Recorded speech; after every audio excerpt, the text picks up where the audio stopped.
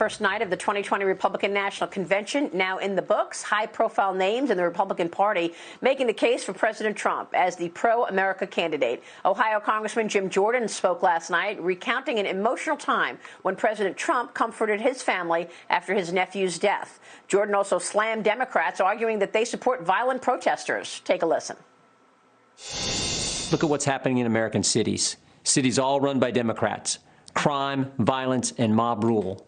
Democrats won't let you go to work, but they'll let you riot. And Democrats won't let you go to school, but they'll let you go loot. President Trump has fought against each of their crazy ideas. They tried the Russia hoax, the Mueller investigation, and the fake impeachment. But in spite of this unbelievable opposition, this president has done what he said he would do. Taxes cut. Regulations reduced, economy growing, lowest unemployment in 50 years, out of the Iran deal, embassy in Jerusalem, hostages home from North Korea, a new USMCA agreement, and of course he's building the wall and rebuilding our economy as we speak. Joining me right now is Ohio Congressman, House Judiciary Committee and House Oversight and Reform Committee member Jim Jordan. And Congressman, it's always a pleasure to see you. Congratulations on the speech last night. Thank you, Maria. Good to be with you this morning. So tell me what you think is resonating most, or what did resonate. You made a good point, justification of basically showing what the Republicans are doing in terms of law and order, in terms of ensuring that the economy comes back versus what you're seeing on the other side. Is that what your goal was? Well, I think that's part of it. I think really what came through last night, the president said this Sunday night on your network. He talked about the amazing potential of the American people. And I think that was the theme last night. I mean, you think about Nikki Haley's story. You think about Senator Scott's story, his humble beginnings, now a United States Senator.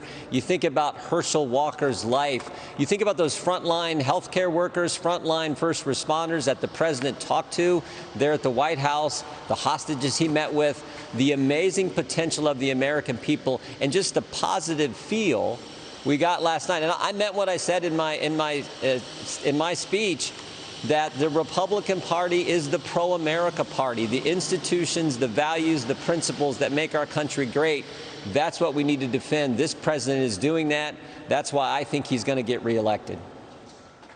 At the same time, the Speaker of the House, Nancy Pelosi, called the president as well as the Republicans in Congress yesterday domestic enemies, enemies of the state. Did you see that? Yeah, I mean, she has said a number of things that just make no sense, that are just flat out wrong. This president is, I think he's that rare individual who comes to this town and actually does what he told the American people he was going to do. That's what the American people so appreciate about him. And I had that list of things we talked about, but you think about this, just take one example. Take putting the embassy in Jerusalem. For as long as I can remember, every single presidential candidate in either party, in both parties, said, if you elect me, I will put the embassy in Jerusalem. Then they get elected and they come up with a million reasons. The swamp gives them tons of reasons why they can't do it. This president did it. And the response, and it worked out fine. But the Speaker of the House criticizes the president for doing what he told the American people. That's how frustrated, that's how you know, the Democrats have been out to get this president, as you know, Maria, since before he was even elected, with the whole Trump-Russia investigation. So that's nothing new from her. It is so wrong, and I think the American people see through it. And like I said, I think they're going to elect President Trump as the next president. Yeah, no, you went through it. First, the Russia collusion hoax, and then, you know, the Mueller investigation, the impeachment. You called it the fake impeachment. You're right. They have been out to get him and take him down from day one. Now there's a Postal Service controversy, Congressman. Walk us through this. Postmaster General Louis DeJoy defending his management of the U.S. Postal Service to the House yesterday amid these concerns that his cost-cutting measures are jeopardizing the agency's ability to serve Americans going into a presidential election. What's at stake here? Well, what the Democrats are really trying to do, and this is not me saying this, is the Wall Street Journal. This is the latest conspiracy theory from the Democrats. But there's $14 billion cash on hand. They got a $10 billion line of credit. What he's doing on collection boxes and sorting machines is nothing new. In fact, the Obama-Biden administration between 2011 and 2016 removed 12,000 collection boxes around the country. So he's doing nothing new. But the Democrats want to create chaos and confusion because they want to count ballots after Election Day. That's what this is about. You saw what happened in New York.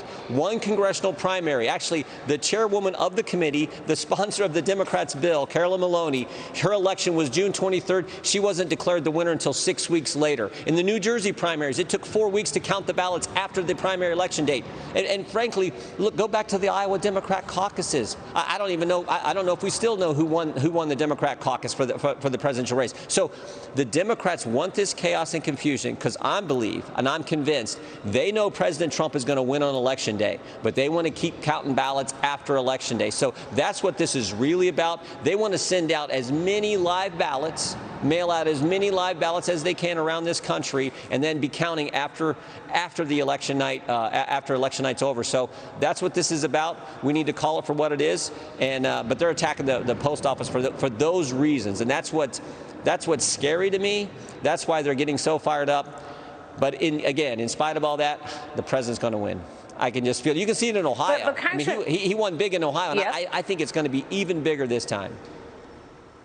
So you don't buy the polls then, because in the polls he's been lagging.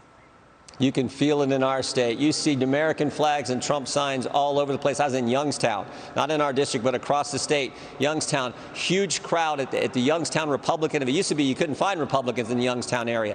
350 people at this Republican event. You feel the energy building. I think last night was a great kickoff to our convention.